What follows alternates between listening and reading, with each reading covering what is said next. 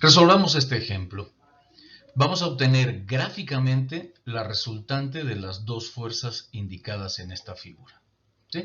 Tenemos sobre una partícula una fuerza de 10 kilonewtons inclinada a 25 grados con respecto a la horizontal y una fuerza de 15 kilonewtons inclinada a 50 grados en el sentido contrario a las manecillas del reloj con respecto a la horizontal. Para obtenerlo gráficamente, lo que es importante es establecer una cierta escala que me relacione las medidas que vamos a dibujar con las fuerzas, ¿sí? Entonces, con la magnitud de las fuerzas. Entonces, por ejemplo, en este caso, por cuestiones del tamaño de la diapositiva y tal, vamos a suponer que 1 centímetro son 2 kilonewtons, ¿de acuerdo? Entonces, yo aquí trazo un vector, ¿sí? Que está inclinado sus 50 grados con respecto a la horizontal, igual que este, ¿de acuerdo? Y me fijo en la magnitud que sea 7.5 centímetros, ¿de acuerdo? Esta longitud debería ser 7.5 centímetros. ¿Para qué? Para que me represente los 15 kilonewtons con base en la escala que estoy prefijando. Tengo un video paralelo a este donde detallo con más cuidado cómo, usando PowerPoint o cualquiera de estos programas parecidos, poder utilizar dicho programa para obtener las magnitudes correctas. Pero aquí básicamente, como ustedes lo prefieren, lo pueden hacer con una regla o lo pueden hacer en el graficador o dibujador de su preferencia, pues aquí tenemos ya pintado. Ahora, al final del vector de 15 kilonewtons, comenzamos a dibujar el vector de 10 kilonewtons. Recordemos, como la escala es que cada centímetro me representa 2 kilonewtons, entonces esta fuerza de 10 kilonewtons debe de tener una longitud de 5 centímetros. ¿De acuerdo? Entonces lo pintamos de 7.5 centímetros, con su orientación correspondiente tendría 5 centímetros. Y la resultante entonces se obtiene uniendo el origen de la primera fuerza con el destino de la última fuerza.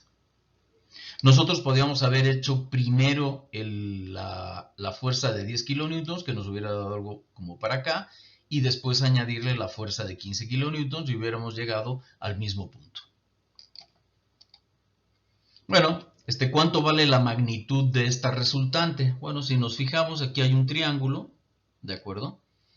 Y si nosotros medimos este cateto y este cateto, podríamos haber medido esto directamente, pero aquí, por ejemplo, dependiendo del graficador, pues nos conviene, o a lo mejor es más fácil o más preciso, medir las medidas horizontales y verticales de esa línea o de ese triángulo.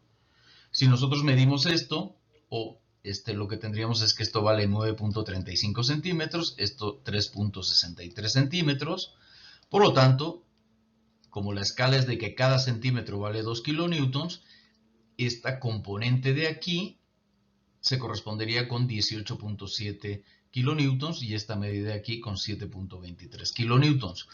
¿Cuánto vale la magnitud de la resultante? Pues la raíz cuadrada de los catetos, de la suma de los catetos al cuadrado. 18.70 al cuadrado más 7.23 al cuadrado, y eso nos da 20.05 kilonewtons, que es la magnitud de esta fuerza.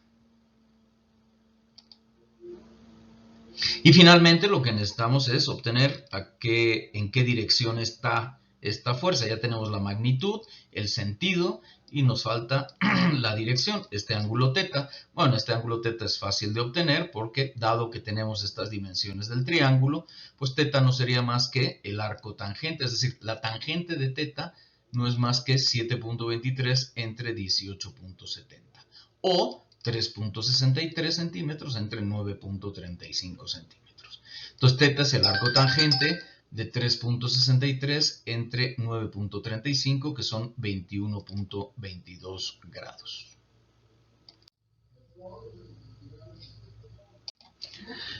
Ahora vamos a obtener la resultante de las dos fuerzas, pero trigonométricamente. Entonces, ¿qué vamos a hacer? Bueno, primero pintamos nuestra fuerza de 15 kilonewtons. Aquí ya no es tan necesario que apliquemos una escala precisa, ¿sí?, sino aproximada, que dé más o menos orientación de las dimensiones relativas y los ángulos relativos. Entonces tenemos esta fuerza de 15 kilonewtons con 50 grados por acá. Tenemos esta fuerza, como habíamos visto antes, de 10 kilonewtons y 25 grados con respecto a la horizontal. Insisto, aquí no nos tenemos que preocupar demasiado si esta y esta están a una escala correspondiente, sino que aproximadamente estén a la misma escala. Y desde luego, esta sería la resultante. Entonces tenemos que buscar cuánto vale R y cuánto vale teta.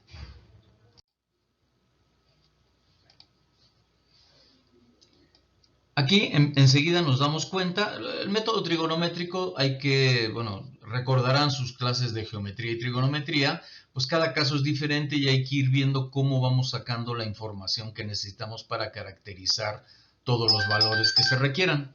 Entonces, por ejemplo, en este caso nos damos cuenta, esto es una línea recta, por lo tanto, el ángulo que forma una línea recta es 180 grados. Bueno, si este ángulo es 50 grados y este ángulo es 25 grados, este ángulo interno del triángulo que forman las tres fuerzas y que le llamamos alfa no va a ser más que 180 menos 50 menos 25, que es 105 grados. Entonces ya tenemos que alfa vale 105 grados.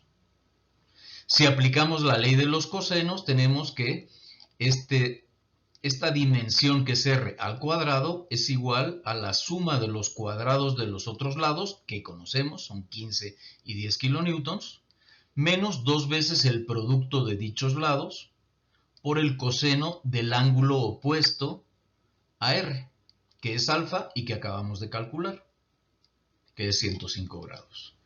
De ahí despejamos R, calculamos R y nos da que vale 20.07 kilonewtons.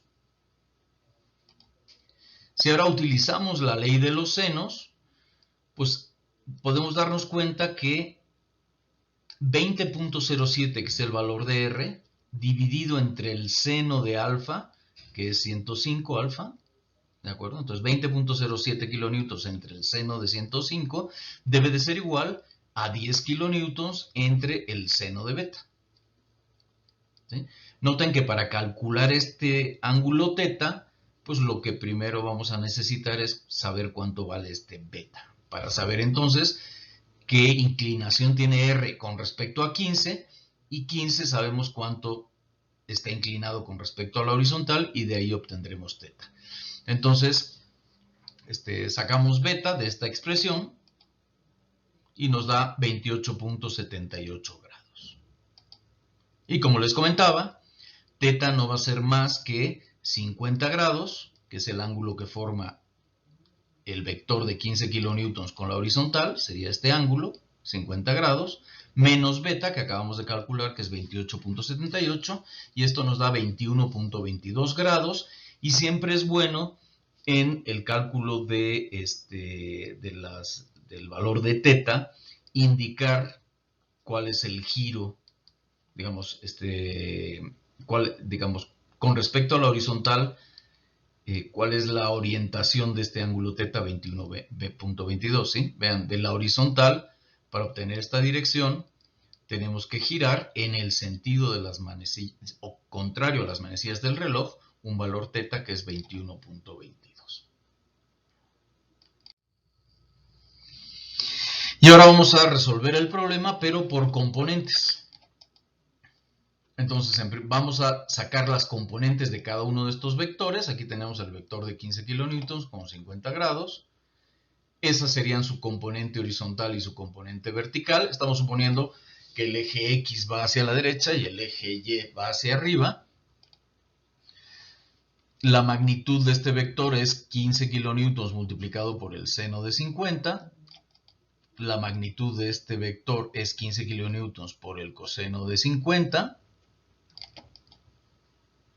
Hacemos lo propio con el vector de 15 kilonewtons, calculamos sus componentes, horizontal y vertical, y sabemos que la resultante, el vector resultante, no es más que la suma del vector de 10 kilonewtons con el vector de 15 kilonewtons. el vector de 10 kilonewtons es igual a menos 10 por el coseno de 25 por i, y es el vector unitario en la dirección x, más 10 por el seno de 25 por el vector j, que es el vector unitario en la dirección y, más 0k. Esto es un sistema plano, por lo tanto no tiene componente en z. Y luego para el vector de 15 kilonewtons, su componente en x es menos 15 por el coseno de 50 por i, y en la componente y es menos 15 porque va en sentido opuesto a j, menos 15 por el seno de 25, perdón, menos 15 por el seno de 50 grados, ¿sí? Por j más 0k. Y entonces lo que tendríamos es, reagrupando términos, lo que tendríamos es que menos 10 por el coseno de 25 menos 15 por el coseno de 50 por i, más 10 por el seno de 25 menos 15 por el seno de 50 por j, es igual al vector r. Reacomodando términos, digamos, haciendo los cálculos, tenemos la componente i, la componente j. Podemos graficar entonces en función de sus componentes al vector r. Y la magnitud de r no es más que la suma del cuadrado de las componentes, de los catetos, ¿sí? En este caso, las dos componentes son perpendiculares, por lo tanto son catetos de un triángulo rectángulo, por lo que la hipotenusa, que es r, va a ser igual a la raíz cuadrada de la suma de los cuadrados de los catetos, y nos da este resultado, que coincide con el anterior, con el que vimos trigonométricamente y con el que vimos gráficamente. Desde luego con ciertas variaciones por las diferentes precisiones que tenemos. Este sería el resultado más exacto. Y finalmente, teta no sería más que el arco tangente del cateto opuesto entre el cateto adyacente, y nos da este resultado también con el sentido en sentido contrario a las manecillas del reloj.